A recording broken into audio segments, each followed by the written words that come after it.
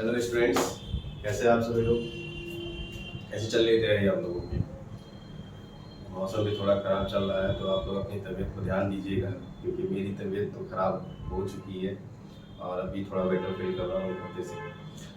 तो पढ़ाई अच्छी चल रही होगी आप लोग की और आई होप कि एग्ज़ाम भी अच्छे जा रहे होंगे आप लोगों के, है ना?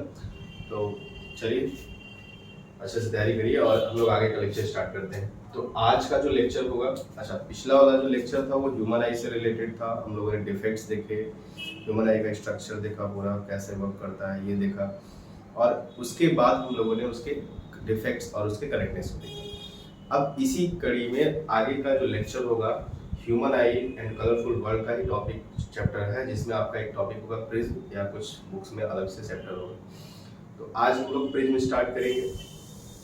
प्रिज्म में कैसे रिफ्लेक्शन होता है, लाइट कैसे ट्रैवल करती है, ठीक है, डेविएशन कैसे होता है लाइट्स का, डिस्पर्जन कैसे फॉर्म होता है, क्या कॉज है डिस्पर्जन का, है ना, और स्कैटरिंग कैसे होती है, ये सब सारी चीज़ें हम लोग टिंडल इफेक्ट वगैरह ये सब चीज़ें देखेंगे आज। ठीक है, चलिए तो आज का लेक्चर स्टार्ट करते हैं आगे। तो आज का जो लेक्चर है लेक्चर नंबर 17, ठीक है, लेक्चर नंबर 17 है और ये टॉपिक क्यों रहेगी आपकी प्रिज्म। ठीक है, आपका जो टॉपिक है प्रिज्म है आज का, पूरा ही लिख देता हूँ। रिफ्रैक्शन थ्रू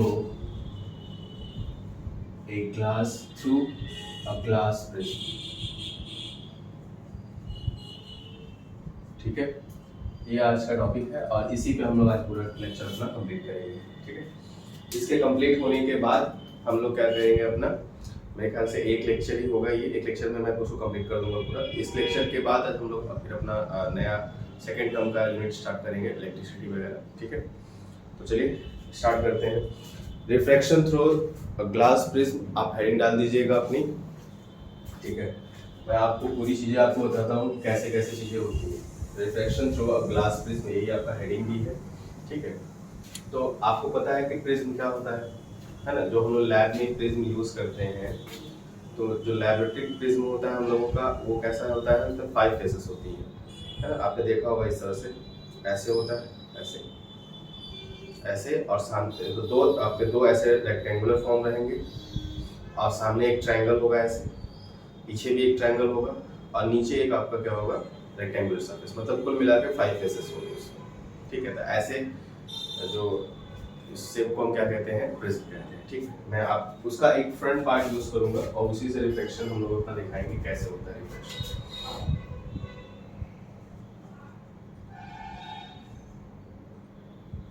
ठीक, डायग्राम यहाँ मैं बना दे रहा हूँ।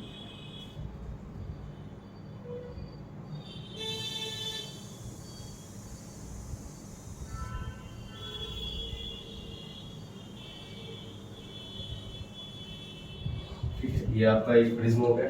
प्रिज्म का जो साइड वाला पार्ट है जिसमें आपको ट्रायंगल दिखाई दे रहा होगा, सिर्फ साइड में रेक्टेंगुलर फॉर्म है। ठीक है, तो इस प्रिज्म में देखिए आपके 3 फेसेस, 3 वर्टेक्स दिए गए हैं। इन वर्टेक्स को हम नाम दे देते हैं ए, बी एंड सी। ठीक है, इस वर्टेक्स, ये वर्टेक्स है, वर्टेक्स मतलब शीर्ष, त्रिभुज के तीनों कोनों के शीर्षों को हम क्या कहते हैं इंग्लिश में, वर्टेक्स कहते हैं। ठीक है, तो ये वर्टेक्स हो गया ए बी सी, और यहाँ से एक लाइट, मैं क्या कह रहा हूँ, रे, ये कौन सी, ये सिर्फ सिंगल कलर ऑफ लाइट है, मतलब मोनोक्रोमेटिक लाइट यूज करेंगे हम लोग। ठीक है, व्हाइट लाइट यूज कर सकते हैं अच्छे से। तो यहाँ पे हमने एक व्हाइट लाइट लिया है, कौन सा लाइट लिया, व्हाइट लाइट है। ठीक है, व्हाइट लाइट लेंगे तो डिस्पर्जन हो जाएगा, डिफरेंट कलर्स फॉर्म हो जाएंगे। तो व्हाइट लाइट नहीं लेना है आपको, सन की व्हाइट लाइट नहीं यूज करेंगे, आप मोनोक्रोमेटिक लाइट यूज करेंगे। मैंने पहले बताया कि monochromatic, single colour of light use करेंगे। ठीक है, तो इस रे को हम क्या कहते हैं, इस रे को हम कहते हैं इंसिडेंस रे। आपको पहले ही पता है, रिफ्लेक्शन में पढ़ाया गया है, कौन सा रे है आपका, इंसिडेंस रे। ठीक है, और लाइट देखिए कहाँ से ट्रेवल कर रही है, रेयर से डेंसर में जा रही है। इसका मतलब एयर से ग्लास में जा रही है, तो ग्लास मतलब रेयर से डेंसर में। ठीक है, तो अब आपको पता है कि इस वाले सरफेस पे एक नॉर्मल ड्रॉ किया जाएगा, तो एक नॉर्मल हमने ये ड्रॉ कर दिया। ठीक, इस नॉर्मल का नाम दे देते हैं हम लोग N1, इसका नाम दे दिया N1। एक नॉर्मल है, आपको पता है कि ये इस पे 90 डिग्री का होगा। ठीक, क्लियर है, समझ में आ रही होगी मेरे ख्याल से आपको सबको, है ना। तो ये 90 डिग्री का होगा। अब देखिए लाइट रेयर से डेंसर में जा रही है तो टुवर्ड्स द नॉर्मल बेंड करेगी, और जैसे ही टुवर्ड्स द नॉर्मल बेंड करेगी ये लाइट, अब कहाँ पे इंटर कर रही है, ग्लास में। अब ग्लास में जो है एक ही मीडियम है, तो बिल्कुल कैसा पास होगा, ये बिल्कुल स्ट्रेट, क्योंकि सिंगल मीडियम है ना यहाँ पे।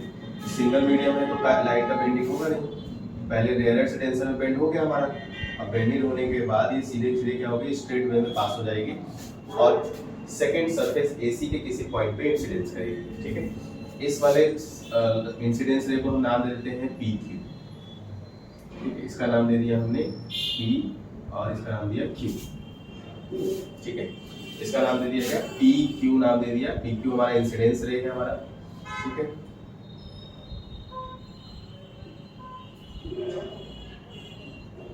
इंसिडेंस रे। अब जब लाइट हमारी रेयर से डेंसर में गई, टुवर्ड्स द नॉर्मल मूव किया और स्ट्रेट वे में AC के किसी एक पॉइंट, सपोज कर लो R पे क्या करता है, ये फॉल करता है। ठीक है, R पे, इस पॉइंट का नाम दे दिया हमने R। अब इस पे भी एक नॉर्मल ड्रॉ करते हैं, इस पे भी एक नॉर्मल ड्रॉ करते हैं। इस पे भी आप अगर नॉर्मल ड्रॉ करेंगे तो देखिए इस तरह से परपेंडिकुलर लाइन जाएगी और दोनों परपेंडिकुलर लाइन एक दूसरे को कट करेंगे। ठीक, इसका नाम दे देते हैं हम N2। ये दूसरा नॉर्मल है आपका।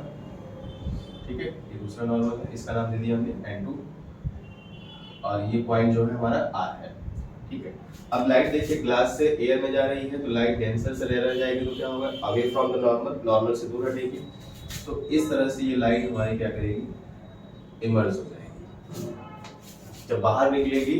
इसीलिए इस रे को हम क्या कहते हैं, इमर्जेंट रे कहते हैं। क्या कहते हैं इसको, इमर्जेंट रे कहते हैं। ठीक है, इमर्जेंट रे कह रहे हैं, आपको दिख अच्छे से समझ में आ रहा होगा, दिख रहा होगा सब, कोई प्रॉब्लम नहीं होनी चाहिए, है ना। तो इमर्जेंट रे हो गया आपका। अब इसके बाद लाइट कैसे हमारी सेकेंड मीडियम में चलेगी, तो ये हो गया इंसिडेंस रे, इमर्जेंट रे हो गया और ये नॉर्मल दो हो गए हमारे।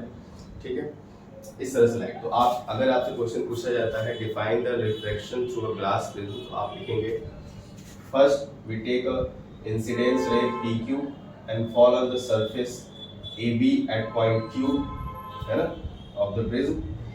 Now light passes from rarer to denser medium. It bends towards the normal and travel straight on the line QR, है ना, travel straight on the path QR and fall on the surface AC at R. Now light is again refracted from denser to rarer medium.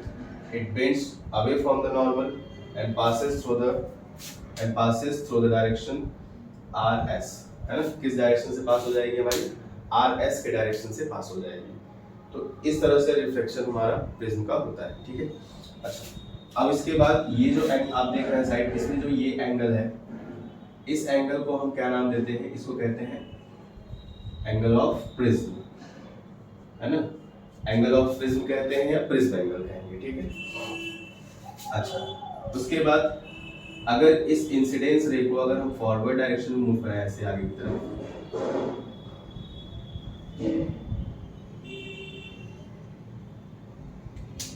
एक second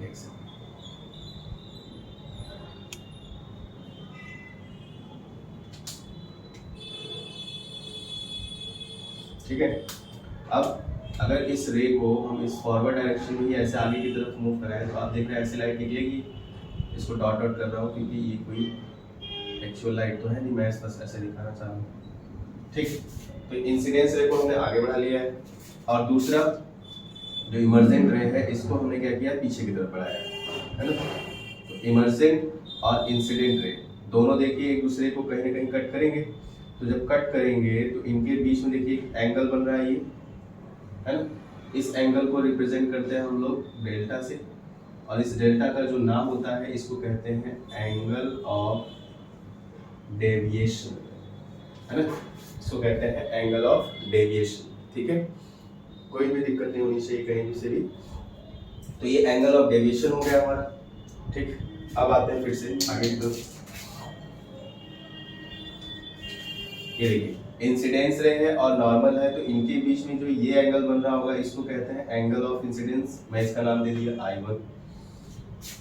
ये refracted रे है आपका और ये normal है पूरा, तो इनके बीच का जो एंगल बनेगा एंगल ऑफ रिफ्लेक्शन, इसको मैंने दे दिया R1।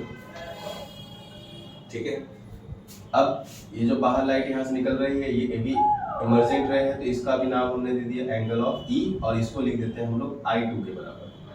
ठीक है, और इसका भी एंगल ऑफ रिफ्लेक्शन यहाँ बनेगा, सॉरी ये इंसिडेंस हो जाएगा, ये रिफ्लेक्टेड एंगल होगा, तो इसका नाम दे देते हैं R2। ठीक है, ये हो गया आपका। इस तरह से पूरा का पूरा हमने डिफाइन कर लिया है पूरा प्रिज्म को। जैसे जैसे रिफ्लेक्शन हुआ आप भी डायग्राम बना करके वीडियो को देखिए, पॉज करिए और बिल्कुल ड्रॉ करिए। एग्जाम में आएगा आपके, है ना, reflection through the glass prism, तो आप इसको जैसा जैसा बनाया गया है वैसे वैसे आपको नोट करना है, वही लिखना है, ऐसे कुछ भी एक्स्ट्रा चीज नहीं करनी है। ठीक है, चलिए अब कुछ और भी चीजें हैं जो नोट कर देते हैं हम लोग। चलिए, ये जो इंसिडेंस रे आगे बढ़ा था और इमर्जेंट रे आगे बढ़ा था, ये कहीं ना कहीं इंटरसेक्ट कर रहे थे, इसका नाम दे देते हैं हम लोग G। और नॉर्मल एक दूसरे को इंटरसेक्ट कर रहे थे यहाँ पे, इसका नाम दे देते हैं हम लोग E।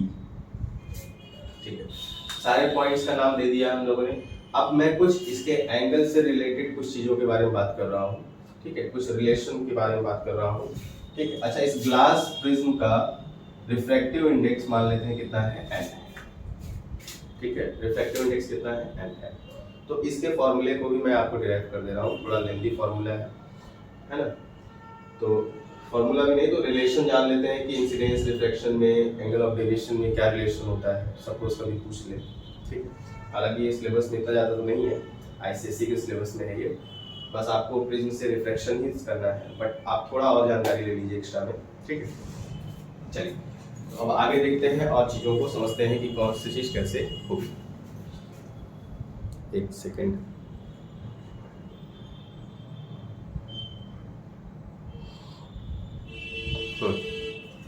चलिए तो अब आप देखिए, मैं आपको समझाता जा रहा हूँ, लिखता जा रहा हूँ। देखिए एक आपको देखिए AQER,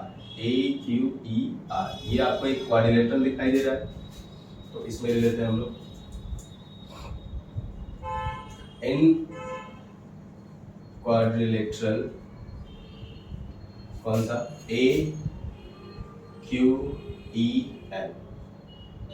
है ना।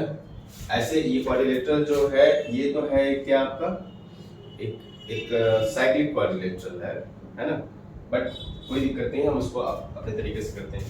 साइक्लिक क्वाड्रिलेटरल है तो इनके अपोजिट एंगल का सम कितना होगा, 180 डिग्री होगा। आपको पता है, 9th में पढ़ा होगा साइक्लिक क्वाड्रिलेटरल के बारे में, लेकिन जब क्वाड्रिलेटरल कर रहे हैं तो मैं आपको पूरा डिटेल बताता हूँ। चलिए, तो अब मुझे ये बताइए कि एंगल A मतलब prism angle plus angle AQE, है ना, AQE plus angle ARE, plus angle कौन सा बचा, ये वाला ना, एंगल E दे दिया मैंने इसका वैल्यू, इज इक्वल टू कितना होगा, 360 डिग्री, है ना। किसी भी क्वाड्रिलेटरल के चारों एंगल का सम कितना होता है, 360 डिग्री। तो आप मुझे बताइए, ये दोनों एंगल आपको दिख 90 नहीं दिख रहे हैं दोनों, ये वाला एंगल ये 90 है तो ये भी 90 होगा, ये 90 है तो ये भी 90 का होगा, है। तो इन दोनों का सम कितना हो गया, 180। सो एंगल A प्लस 180, ये एक ब्रैकेट में, ठीक है, plus angle E is equal to 360 degree. So angle A plus angle E is equal to 360 minus 180, ठीक है, तो ये कितना आ जाएगा आपका 180 degree. Angle E plus angle A की जो एक प्रिज्म एंगल और इसका, इन दोनों का सम कितना आएगा, 180 डिग्री। वैसे भी मैंने बताया था आपको कि साइक्लिक क्वाड्रिलेटरल है, अपोजिट एंगल का सम कितना होता है, 180 डिग्री होता है। ठीक है, सिंपल आप लिख सकते हैं, लेकिन आप ऐसे दिखा भी सकते हैं इसको, 180 डिग्री आ गया। अब बात करते हैं इस ट्रायंगल QRE, ये वाले ट्रायंगल। इन ट्रायंगल QRE, है ना, QRE, अब मुझे बताइए कि जब ये एंगल निकालना होगा, इन तीनों एंगल्स का सम जो होगा 180 डिग्री होगा। R1 plus R2 plus angle E, तीनों का सम कितना होगा 180 डिग्री। तो एंगल ई निकालूंगा मैं, 180 माइनस R1 प्लस R2 लिख सकता हूँ, है in triangle E Q R E, angle E is equal to 180 minus R1 plus R2। ठीक है, ये हो गया, समझ में आ गया होगा। तो एंगल इसकी जगह पे हम ये रख सकते हैं, आपको आराम से क्लियर हो जाएगा, बिल्कुल भी कोई दिक्कत नहीं होगा। अच्छा, इसको रहने देते हैं अभी, फिर आगे भी देखते हैं कुछ चीज़ों को। तो आप देखिए ये एंगल I1 है, तो ये टोटल एंगल आपका I1 होगा यहाँ से यहाँ तक, है ना।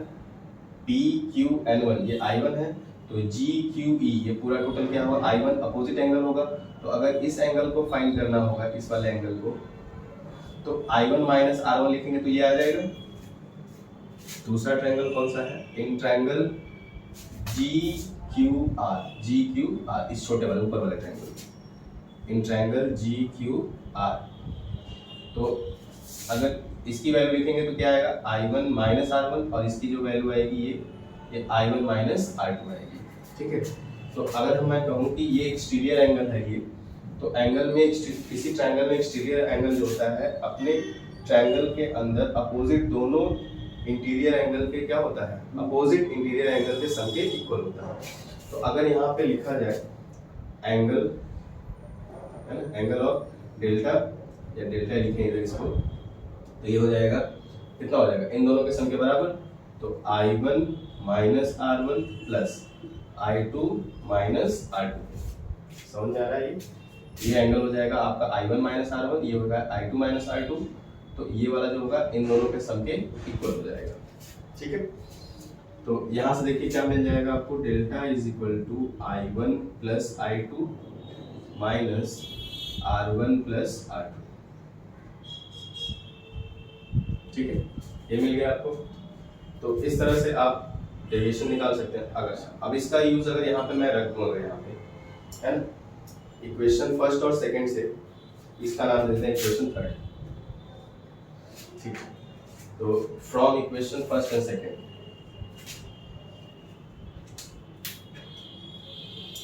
From equation first and second, first में हम ई की वैल्यू को रख रहे हैं यहाँ पे, तो 180 बचा हुआ है, कट जाएगा यहाँ से पूरा। तो angle A is equal to क्या आ जाएगा R1 प्लस R2 के बराबर आ जाएगा। From equation 1 into angle A is equal to क्या मिल जाएगा आपको R1 प्लस R2 मिल जाएगा। ठीक है, R1 प्लस R2 मिल गया। ठीक, अब इस वाले की वैल्यू को हम यहाँ भी रख सकते हैं, फ्रॉम इक्वेशन 3, है ना। इस वैल्यू को ए को अगर यहाँ रखा जाए, R1 प्लस R2 की जगह ए रख दें, तो from equation 3 delta is equal to ये हो जाएगा I1 plus I2 minus angle A. अब ये इधर आ जाएगा, तो delta plus angle A is equal to I1 plus I2 के बराबर हो जाएगा। ठीक है, फॉर्मूला समझ में आया आपको। ठीक, इधर आप नोट कर लीजिएगा, इसके आगे की चीज़ें आगे बताना होगा आपको। ठीक, बोर्ड थोड़ा छोटा है तो क्या कर सकता हूँ, एक चीज़ में तो आ नहीं सकता हमारा, है ना। तो इसको हटा रहा हूँ मैं, इसका कोई यूज़ आपको कोई दिक्कत नहीं है, यहीं से हम लोग कर लेंगे डायरेक्ट। और इस इक्वेशंस को भी याद रखिएगा आप लोग, फर्स्ट इक्वेशन ये है, सेकंड ये है, थर्ड ये। चलिए एक एक करके हटाता हूँ, यूज़ करते हैं हम लोग इसको। चलिए यहाँ से ये मिल गया हमको इतना, और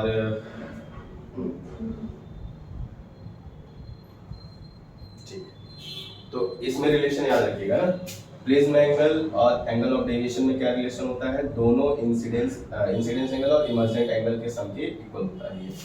ठीक है, क्लियर हो गया आपको। चलिए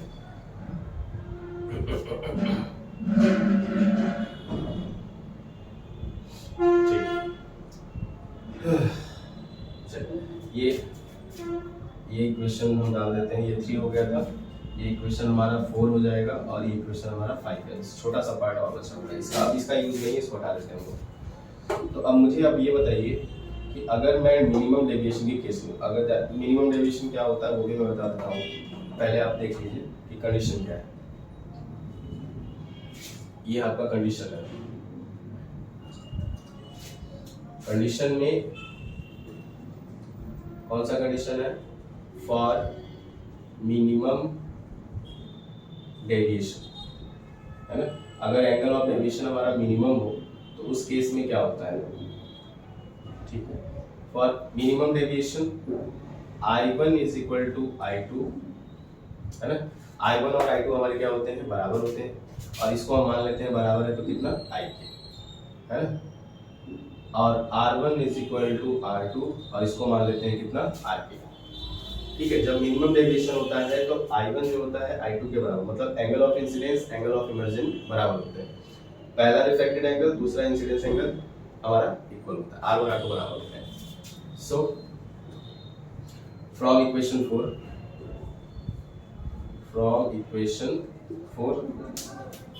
4 से आपको क्या मिल जाएगा?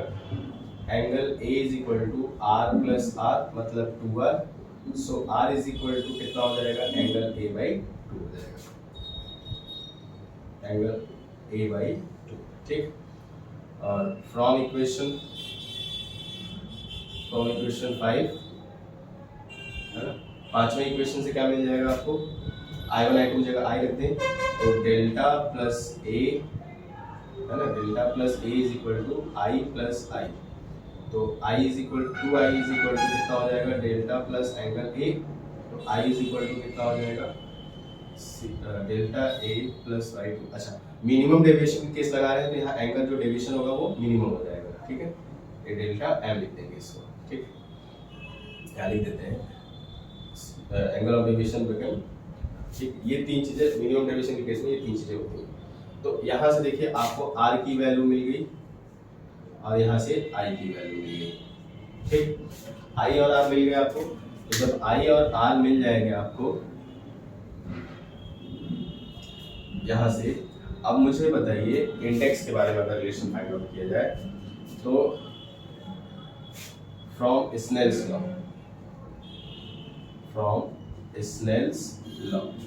तो स्नेल्स लॉ में इंडेक्स क्या होता है? Sine I upon sine R।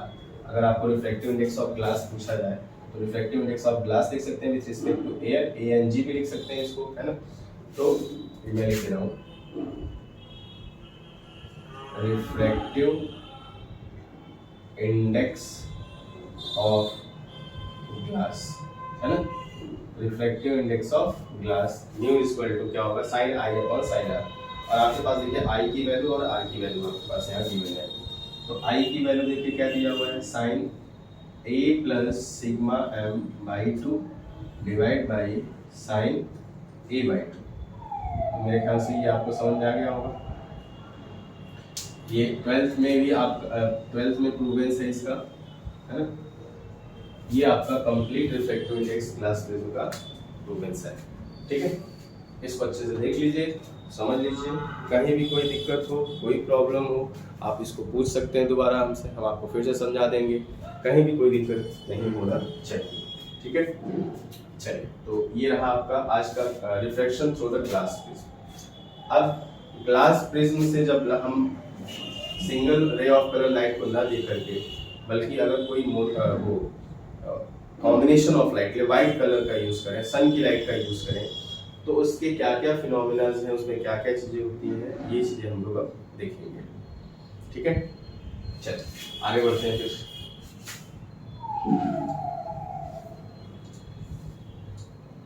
I hope ये अच्छा लगा होगा आपको, बहुत इजी वे में समझाया है, ये कोई टफनेस नहीं है। आप एक बार कॉपी में इसको क्या करिएगा, बनाइएगा, और बना के बिल्कुल वो ऐसे उतारिएगा, बिल्कुल क्लियर हो जाएगा, सब चीज़ें समझ में आ जाएंगी। एक बार कोशिश करिए, प्रैक्टिस करिएगा पेंसिल लगाने का, ठीक। चलिए, तो इसको मैं हटा देता हूँ। अब प्रिज्म से कुछ ऐसी कंडीशन, कुछ फिनोमिना है जो कि आपकी स्टार्ट हो जाएंगे। जैसे पहला आपका टॉपिक है डिस्पर्जन ऑफ लाइट,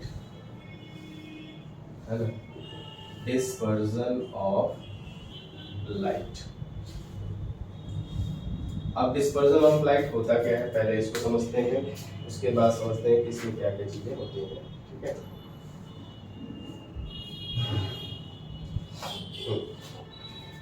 चलिए मैं आपको समझाता हूँ कि डिस्पर्जन ऑफ लाइट क्या होता है। तो इस हम अब फिर वही काम करना है। एक ग्लास प्रिज्म लिया हमने और इस ग्लास प्रिज्म से हमने क्या किया, अब इस केस में जो हमारा होगा इसमें व्हाइट लाइट का रिफ्लेक्शन हम लोग कराएंगे, ठीक है। इसमें मोनोक्रोमेटिक लाइट यूज नहीं करेंगे बल्कि व्हाइट लाइट का यूज किया जाएगा, है ना। व्हाइट लाइट का यूज करेंगे कैसे इसमें हम लोग, तो देखिए प्रिज्म है आपका ये प्रिज्म है आपका ए बी और सी, ठीक है। ये पॉइंट्स के नाम मैंने दे दिए। अब इसमें आप सपोज करो कि कोई एक कलर ऑफ लाइट ट्रेवल कर रही है ना। कलर ऑफ लाइट नहीं, इसको आप कहिए व्हाइट लाइट लीजिए, है ना, क्योंकि कॉम्बिनेशन ऑफ लाइट होगा तभी तो डिस्पर्जन होगा। डिस्पर्जन का मतलब यही है कि जब व्हाइट लाइट हमारे ग्लास प्रिज्म से पास होती है तो वो डिफरेंट कलर्स में क्या करती है, ब्रेक कर जाती है ना, टूट जाती है, डिफरेंट कलर्स में क्या होती है, फैल जाती है। तो इस चीज को हम लोग क्या करते हैं, व्हाइट लाइट को इसे कहते हैं डिस्पर्जन ऑफ लाइट, ठीक। तो अब देखिए ये आपकी एक व्हाइट लाइट है जो कि हमने क्या लिया है, बिल्कुल स्ट्रेट वे में इस पे दिखाया है, ये व्हाइट लाइट है।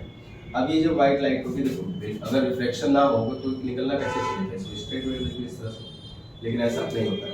ये अपने पाथ से क्या करती है, थोड़ा बेंड हो जाती है ना, बेंड हो जाती है अपने लाइन के पाथ से, बेंड हो गई है, सीधे जाना चाहिए लेकिन बेंड हो रही है। और बेंड होने के बाद ये 7 कलर्स में क्या करती है, ब्रेक कर जाती है, ठीक। अगर मैं यहाँ पे एक स्क्रीन रख दूँ, अगर मैं यहाँ पे एक स्क्रीन रख दूँ, स्क्रीन का मतलब कोई पर्दा वगैरह रख दिया जाएगा, है ना, ये स्क्रीन है हमारा, ठीक है।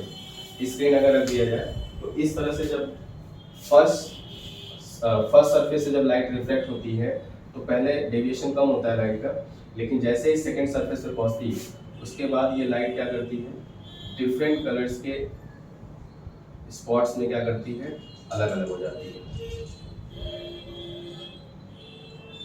है ना, इस तरह से।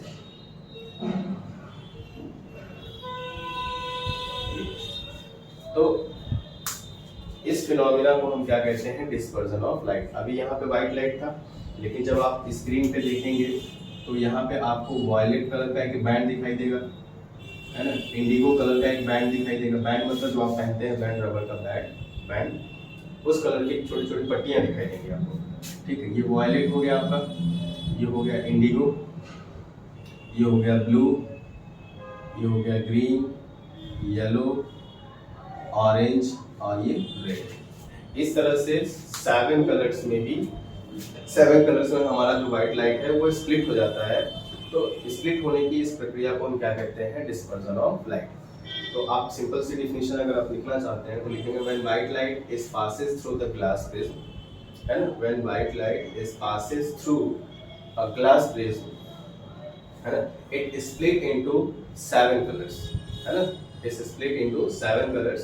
This phenomena is called dispersion of light, है, डिस्पर्जन ऑफ लाइट, ठीक है।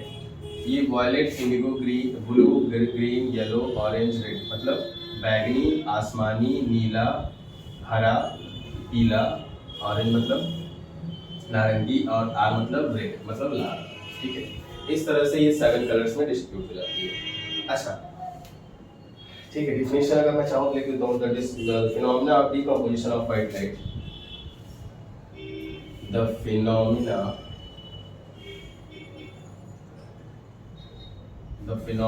of decomposition of white light, decomposition of white light into 7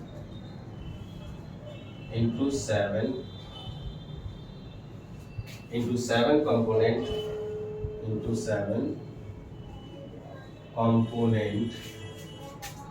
colors, है ना, into 7 component colors is called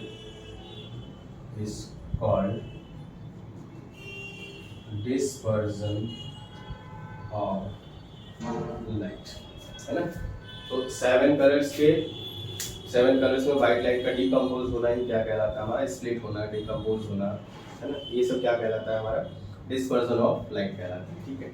अच्छा, ये जो आपको 7 कलर्स की ये बैंड्स दिखाई दे रही है, पट्टी है ना, वॉयलेट यहाँ से लेकर, अब वॉयलेट का कई सारा क्या होगा, डिफरेंट कलर्स होगा इसमें, इंडिगो का कई कलर होगा, ब्लू का कई कलर होगा। तो इस तरह से गाढ़े से लेकर हल्के तक के क्या होते हैं, बैंड्स बन जाते हैं हमारे। इन बैंड्स को हम क्या कहते हैं, इन बैंड्स को जो नाम दिया जाता है, ये जो 7 कलर्स का बैंड होता है, इस बैंड का नाम दिया जाता है स्पेक्ट्रम। इसका क्या नाम दिया जाता है, स्पेक्ट्रम। ठीक, इसका नाम दिया जाता है स्पेक्ट्रम। 7 कलर्स ऑफ बैंड, है ना, after the decomposition of white light is called spectrum. उसको कहते हैं हम लोग स्पेक्ट्रम कहते हैं। ठीक है, स्पेक्ट्रम में ये आपको 7 कलर्स दिखाई देते हैं। तो आप ये भी डिफिनेशन लिख सकते हैं, the band of 7 colours form on the phenomena of dispersion of light is called spectrum. ठीक है, इसको स्पेक्ट्रम कहते हैं हम लोग। ठीक है, ये हो गया आपका। अच्छा, जो व्हाइट लाइट होता है ये 7 कलर्स में डिस्ट्रीब्यूट होता है, तो इसके नीचे भी हमारे कुछ लाइट्स मिलते हैं और रेड के ऊपर भी मिलते हैं, है ना। लेकिन हमारी विजिबिलिटी जो है, हमारे ह्यूमन आई की जो, हमारे आंखों की जो विजिबिलिटी रेंज है ना, जो विजन रेंज है, वो हमारे लिए कैपेबल नहीं होता है, इसलिए हम इसको देख नहीं पाते। हमारे लिए सिर्फ यही कलर सीन होता है, इसके नीचे भी कलर्स होते हैं, इसके ऊपर भी कलर्स होते हैं। ठीक है, मतलब ये अगर मैं कहूँ कि वॉयलेट कलर का जो वेवलेंथ होता है वो 4000 एंगस्ट्रॉम होता है ना, कभी 3500, कभी 3800, कभी 3700, तो कभी 4000। तो 4000 से लेकर 8000 रेड कलर का कितना होता है वेवलेंथ, 8000 होता है। 8000 या 7800 या 7500 ऐसा भी बोल सकते हैं हम, क्योंकि वैरी करता है ना, रेड कलर के कई सारे क्या होंगे कलर्स होते हैं। तो 4000 से 8000 के बीच में वेवलेंथ है, तो इसके नीचे भी छोटे वेवलेंथ की भी लाइट मिलती है हमको, और रेड कलर में 8000 से ऊपर वेवलेंथ की लाइट भी हमको क्या होती है, मिलती है। लेकिन हमारी आंख जो होती है वो कैपेबल नहीं हो पाती है, कैपेबल नहीं होती है, जिसकी वजह से हम उसको देख नहीं पाते। ठीक है, तो ऐसा होता है। उसके बाद हाँ, वेवलेंथ याद रख लीजिएगा, 4000 से 8000 के बीच में, या 3500 से 7500 के बीच में, या 3800 से 7800 के बीच में। ठीक, ये ऐसे इस तरह से लिखा जाता है। ठीक है, स्पेक्ट्रम हो गया आपका। ठीक, स्पेक्ट्रम के बाद अब आते हैं कॉज ऑफ डिस्पर्जन। अब कॉज ऑफ डिस्पर्जन की बात करते हैं कि डिस्पर्जन होता क्यों व्हाइट लाइट आपका 7 कलर्स में डिस्ट्रीब्यूट हो जाता है, क्यों व्हाइट लाइट डिकम्पोज हो जाती है हमारे 7 कलर्स में। तो इसका सिंपल सा आंसर ये है कि रिफ्रैक्टिव इंडेक्स ऑफ ग्लास, है ना, refractive index of glass is different for different colour of light, different wavelength of light भी बोल सकते हैं, वेवलेंथ ज्यादा अच्छा है, different wavelength of light. Different wavelength होने के कारण हमारा इसका इंडेक्स डिफरेंट हो जाता है।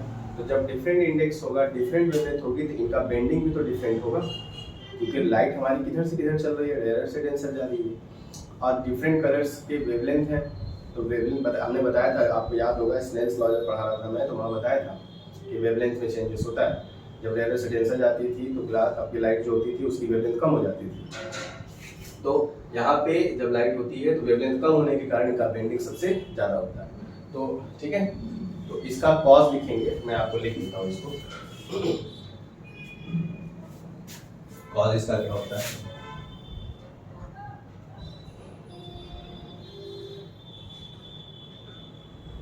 Cause of dispersion. Cause of dispersion आप लिख लीजिए एक लाइन में करके।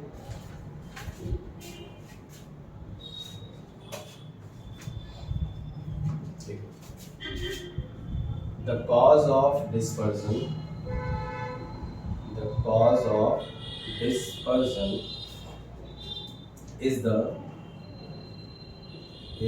dependency of refractive index of the refractive index of the refractive index on wavelength of light, on wavelength of light which is given on wavelength of light। cause of में आप इतना लिख सकते हैं, cause of dispersion क्या होता है, the cause of dispersion is the dependency of the refractive index on wavelength of light। तो wavelength of light जो है डिफरेंट है, डिफरेंट कलर की लाइट का वेवलेंथ डिफरेंट होता है, सो रिफ्रैक्टिव इंडेक्स भी क्या होगा, डिफरेंट होगा, है ना। इसलिए इनका एंगल ऑफ डेविएशन भी क्या होता है, डिफरेंट होता है। आप देखिए जब आप इसको आगे की तरफ ऐसे ऐसे इंक्रीज करेंगे, है ना, इसको ऐसे आगे की तरफ इंक्रीज करेंगे ऐसे, और इस वाले रेड वाले को, तो देखिए ये एंगल जो बन रहा है यहाँ पे, ये एंगल जो है हमारा वो बहुत स्मॉल है, और ये जो एंगल बन रहा है देखिए ये एंगल बहुत बड़ा है ना। मतलब वॉयलेट कलर के लिए डेविएशन बहुत ज़्यादा हो रही है और रेड कलर के लिए डेविएशन बहुत कम हो रही है ना। तो आपसे क्वेश्चन ये भी पूछा जाता है, कॉज भी क्या होता है, डिस्पर्जन की डेफिनेशन पूछी जाएगी, आप डायग्राम बना के डिस्पर्जन को डिफाइन करेंगे, उसके बाद कॉज लिख देंगे, कंप्लीट नंबर आपसे 2 से 3 नंबर मिल जाएंगे आपको। अब आप एक्स्ट्रा टर्म्स भी ले सकते हैं कि in dispersion the violet colour has the maximum deviation because the violet color wavelength is minimum, है ना। उसके बाद लिख सकते हैं the red color has the minimum deviation because red color has क्या है, highest maximum wavelength, क्योंकि रेड कलर का वेवलेंथ बहुत ज़्यादा होता है जिसकी वजह से सबसे कम उड़ती है। वॉयलेट कलर का डेविएशन सबसे ज़्यादा होता है क्योंकि इसका वेवलेंथ बहुत कम होता है। आई होप ये आपको समझ आ रहा होगा, और बहुत ही गजब का लेक्चर है, आप अच्छे से देखिए समझिए, बहुत मेहनत लगता है सब चीज़ों को बताने पढ़ने में, सब चीज़ें करने में, ठीक है। तो अच्छे से मेहनत को आप सफल बनाइए, अपने लिए सफल बनाइए, मेरे लिए नहीं, ठीक है। ठीक है, उसके बाद हाँ, इसके बाद हम आते हैं स्कैटरिंग पे आते हैं। स्कैटरिंग क्या होता है, स्कैटरिंग बता देता हूँ मैं आपको, ठीक है।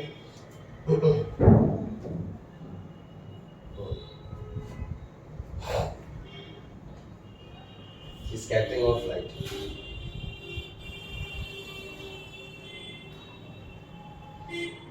चलिए स्कैटरिंग बताता हूँ, देखिए तो इसको हटा देता हूँ। अच्छा,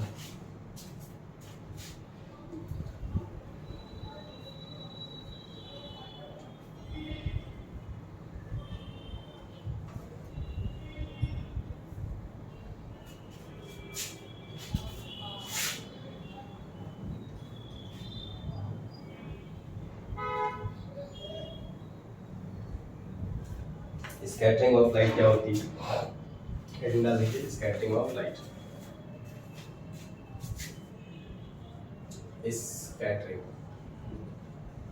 स्कैटरिंग ऑफ लाइट, मैं आपको एक चीज समझाता हूँ कि ये स्कैटरिंग को हम समझते कैसे हैं। पहले मैं आपको ये समझाता हूँ कि स्कैटरिंग होती क्या है, ठीक है। तो आप कभी ऐसा सोचे होंगे जब सन से हमारी लाइट हमारे अर्थ पे आती है ना, जैसे ये अर्थ हो गया हमारा, तो अर्थ पे जब लाइट आती है तो हमारे एटमॉस्फेयर, जब सन की लाइट हमारे एटमॉस्फेयर में इंटर करती है, तो आपको पता है कि एटमॉस्फेयर में बहुत सारे डर्ट पार्टिकल्स होते हैं, वेपर होता है, डिफरेंट गैसेस होती हैं, बहुत सारी चीज़ें होती हैं। और आपको ये भी पता होना चाहिए कि जो अर्थ सरफेस, जो हमारे अर्थ सरफेस के पास वाली जो एरिया होती है, जो लेयर होती है, वो बहुत हॉट होती है ना। तो और ऊपर की एरिया क्या होती है, ठंडी होती है, ठीक। तो जैसे जैसे हवाएं क्या होती हैं हमारे अर्थ के पास के संपर्क में आती हैं, तो ये क्या होती हैं, गर्म होती हैं, और गर्म होकर क्या करती हैं, ये ऊपर जाती हैं, और ठंडी हवाएं क्या होती हैं, नीचे आती है ना। मतलब अर्थ सरफेस के पास का जो लेयर होता है वो कैसा होता है, डेंस होता है, और इसके ऊपर का एरिया जो होता है वो कैसा होता है, वो रेयर होता है। तो जब सन की लाइट जब हमारे एटमॉस्फेयर में इंटर करती है रेयर से डेंसर मीडियम में, तो देखिए रेयर से डेंसर मीडियम में जा रही है, तो पहली बार तो रिफ्रैक्शन होगा, और रिफ्रैक्शन होकर के जब ये हमारे एटमॉस्फेयर के पार्टिकल्स से क्या करती है, एटमॉस्फेयर के पार्टिकल पे क्या करती है, गिरती है, तो पार्टिकल्स क्या करते हैं, इस एनर्जी को, सन की लाइट को एब्जॉर्ब भी करते हैं, एब्जॉर्ब करते हैं, धीरे धीरे क्या करते हैं, एब्जॉर्ब करने के बाद ये इसको रेडिएट करते हैं। रेडिएट करने मतलब कि डिफरेंट डायरेक्शन से इसको क्या करते हैं, फैला देते हैं। तो जो लाइट हमारी डिफरेंट डायरेक्शंस में फैल रही है, जिसकी वजह से आपको पूरा ये प्रकाश दिखाई देता है पूरा, है ना, इसी चीज़ को हम क्या कहते हैं, स्कैटरिंग ऑफ लाइट, ठीक है। समझ में आ गया होगा। मैं इसकी डिफिनीशन 2 लाइन में आपको नोट करा दे रहा हूँ, आप नोट कर लीजिए क्या होती है definition. When sunlight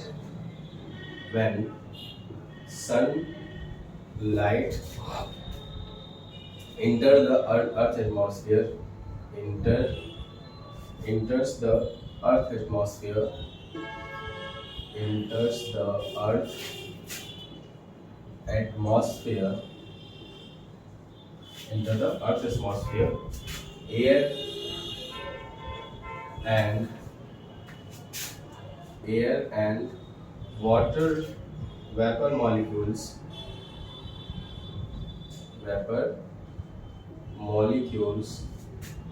absorb part of light and re-radiate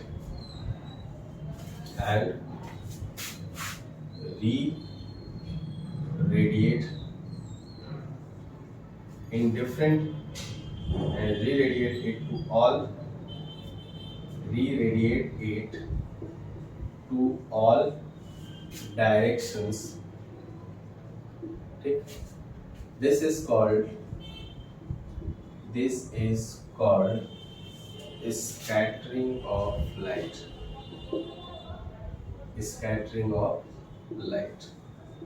है ना? तो जब सनलाइट हमारे अर्थ एटमॉस्फेयर में इंटर करती है तो एयर और वाटर वेपर जो होते हैं उसको क्या करते हैं, एब्जॉर्ब करते हैं, है ना? और एब्जॉर्ब करने के बाद उसको री रेडिएट करते हैं डिफरेंट डायरेक्शंस में, मतलब सारे डायरेक्शंस में। तो इसी फिनोमेना को हम क्या कहते हैं, रिफ्रैक्शन ऑफ लाइट कहते हैं। समझ में आया? इसी चीज को हम क्या कहते हैं, रिफ्रैक्शन ऑफ लाइट कहते हैं। ठीक है, इसको शॉर्ट फॉर्म में ही याद रखिए क्योंकि ये 2 नंबर में आते हैं लिखने के लिए। ठीक है, इसको आप लिख लीजिएगा और समझ लीजिएगा। ठीक है, अच्छे से। कोई भी दिक्कत होगी तो आप बताइएगा। एक लास्ट बचा हुआ है जिसको आप कहते हैं टिंडल इफेक्ट, उसको भी मैं बता देता हूँ क्या होता है। नेक्स्ट है आपका टिंडल इफेक्ट। टिंडल इफेक्ट, ठीक है। टिंडल इफेक्ट क्या होता है, आपने देखा भी होगा। टिंडल इफेक्ट ज्यादातर जो मड वाले जो घर होते हैं, है ना, जिसके ऊपर घास फूस की एक लगाई जाती है वो, तो आप या फिर घने जंगलों में चले जाइए या पेड़ के नीचे चले जाइए, कभी छाया हो और सूर्य की रोशनी उस पेड़ पे पड़ रही हो, तो आप देखेंगे कि उसके छोटे से होल में से एक लाइट की पूरी क्या होती है, ऐसे निकलती है। कभी आप अंधेरे में जाइए कमरे में, है ना, गांव वाले जो घर होते हैं जो झोपड़े उपड़े टाइप के, अंदर जाएंगे तो अंधेरा रहता है और कहीं कहीं थोड़ा थोड़ा होल रहता है, तो उसमें सन की लाइट जब पास होती है तो आपको पूरा विजिबल पाथ दिखाई देता है सन की लाइट का, है ना। तो सन की लाइट का जो विजिबल पाथ दिखाई देता है, विजिबिलिटी ऑफ लाइट, है ना, visibility the path of light, है ना, इसी को हम क्या कहते हैं, टिंडल इफेक्ट कहते हैं। मीन्स जब लाइट ट्रैवल करती है तो डिफरेंट डायरेक्शन से फैलती है, तो उसका पाथ कैसा होता है, वही पाथ के बारे में जो टिंडल ने बताया था, उसी को कहते हैं हम लोग टिंडल इफेक्ट कहते हैं। ठीक है, इसके बारे में लिखना चाहते हैं तो आप लिख लीजिए, डिफिनेशन में शॉर्ट में मैं बता दे रहा हूँ। When a beam of light and a beam of sunlight enters a dusty मतलब आप कह सकते हो स्मोक फिल्ड, है ना, या स्मोक फिल्ड। ठीक है, smoke field room through a window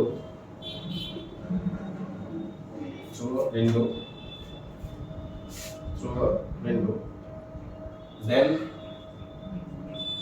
path becomes visible due to scattering of light by dust or smoke particles.